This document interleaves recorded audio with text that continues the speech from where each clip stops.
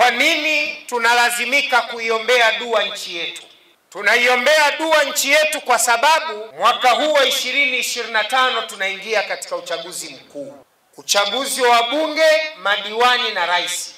Wananchi siku zote katika maeneo wanayoishi wanatamani kupata viongozi waadilifu. Wanatamani kupata viongozi wenye huruma.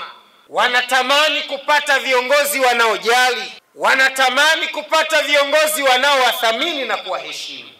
Lakini wakati wa kupiga kura ama kuomba nafasi za uongozi, hakuna mtu anaweza kujua nani ni nani.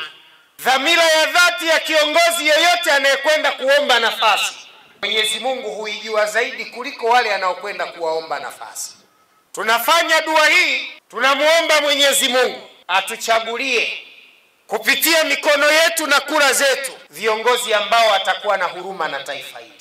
Viongozi ambao watajenga umoja na mshikamano.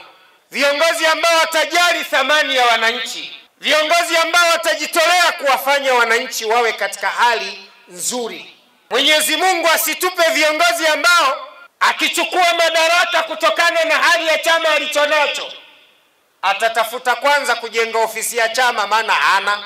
Atatafuta kwanza kujenga mradi wa biashara maana hana.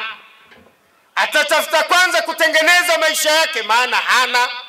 Siku zote waziri wa fedha anaweza kufanya uadilifu kwanza mwenyewe nacho.